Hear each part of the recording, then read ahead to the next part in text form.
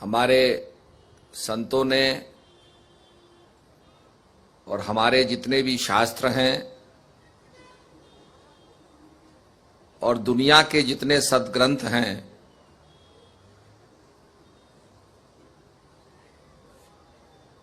सब में यही बतलाया है कि मानव का जो स्वरूप है वो ज्योति स्वरूप है और वह सच्चित आनंदमय है। उसको जानने के लिए, पहचानने के लिए गुरु के पास जाना पड़ता है। और हम जब सद्गुरु के पास जाते हैं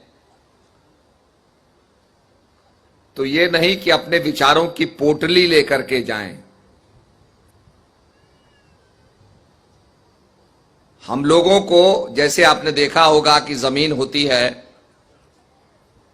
और जमीन में जब बीज बोया जाता है तो जमीन को हल चलाया जाता है, उसको उपजाऊ बनाया जाता है, उसके सॉइल को, उसकी मट्टी को पलट दिया जाता है, जिसमें कि उसके अंदर जो मिनरल्स हैं वो उसके अंदर विद्यमान हो जाए। ऐसे ही अगर अपने पुराने विचारों को लेकर के, पुराने बोझे को लेके हम चलेंगे तो हम अपने जीवन में सफल नहीं हो सकते हैं। उसके लिए हमें अपने पास्ट को, जो हमारा भूत है, उसे छोड़ करके, जैसे कि एक स्लेट होती है, उस पर बहुत कुछ लिखा है, उस पर जो भी आप लिखोगे वो और उसको कंफ्यूज कर देगा। तो आप कहेंगे बच्चे को कि बेटा पहले इसको मिटाओ, जो कुछ तुमने लिखा है इसको मिटाओ, स्लेट को साफ करो, और जब इस पे तुम लिखोगे तो वो बड़ा स्पष्ट होगा। ऐसे ही हमें अपने पिछले संस्कारों को त्याग करके जब हम ज्ञान को धारण करेंगे और उसका भजन करेंगे, तब वो हमारे जीवन में प्रकट होगा। कोई भी बीज होता है वो तभी वृक्ष बनता है जब वो प्रकट होता है। इसीलिए आपने देखा होगा कि बहुत से लोग अंकुर का उपयोग करते हैं, कहते हैं बीजों को पानी में डाल दो, जब अंकुर फूटेगा तब इसका सेवन करना।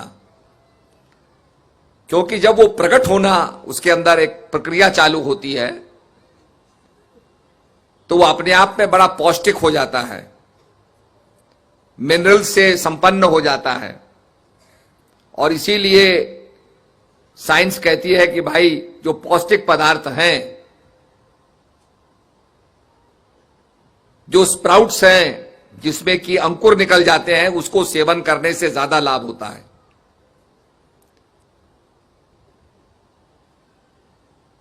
एक व्यक्ति एक ज़ेन मास्टर के पास गया, ज़ेन गुरु के पास गया। जापान के अंदर ध्यान करने की एक पद्धति है जिसको ज़ेन बोलते हैं। तो ज़ेन गुरु के पास गया और कहा कि महाराज मुझे आप सत्य का बोध कराएं। बहुत लंबी यात्रा करके वो आदमी जापान पहुंचा। उसका मूल देश तो चीन था, तो चीन से यात्रा करते हुए कई महीनों में वो जापान पहुंचा। जापान में ज़ेन गुरु के पास गया कि हे गुरुवर, आप मुझे सत्य का बोध कराएं। तो गुरु ने कहा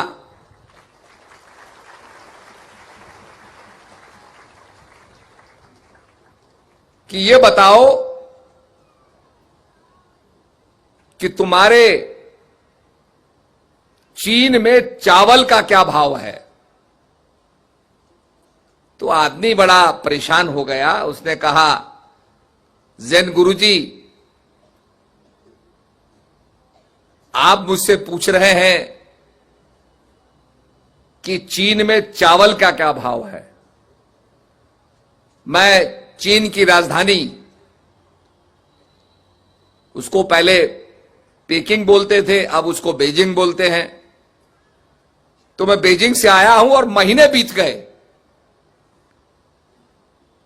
मैं सब छोड़ के आ गया। जो कुछ पीछे का था वो समाप्त हो गया। मैंने बड़ी लंबी यात्रा की, वो सड़क छोड़ दी, अनेक गांवों से गुजरा, शहरों से गुजरा, वो शहर छोड़ दिए, पुलों को पार किया, वो पुल भी छोड़ दिए। जो कुछ मेरा पीछे का था वो मैं छोड़ के आ गया।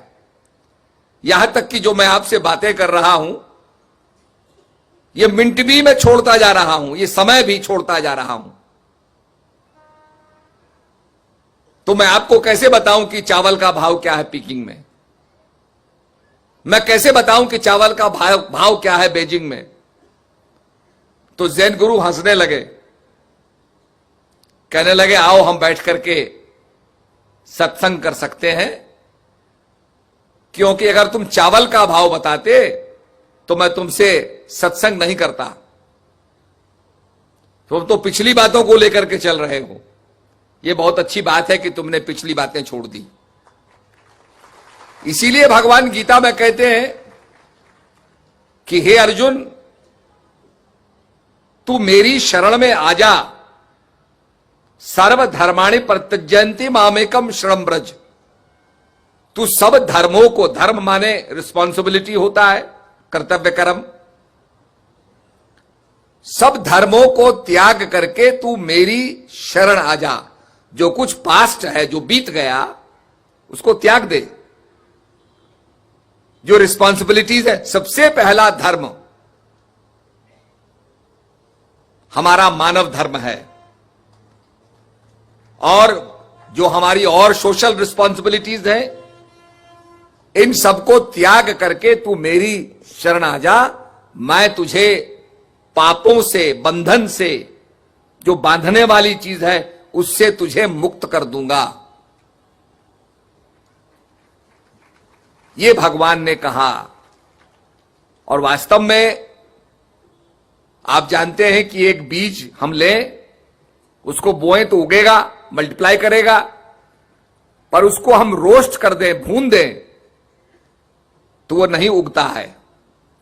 ऐसे ही ज्ञान अग्नि में जिनके संस्कार दग्ध हो जाते हैं, ज्ञान की अग्नि में जो संस्कारों को रोस्ट कर देते हैं, दग्ध कर देते हैं, वो संसार के अंदर जन्म और मरण के चक्र से मुक्त हो जाते हैं।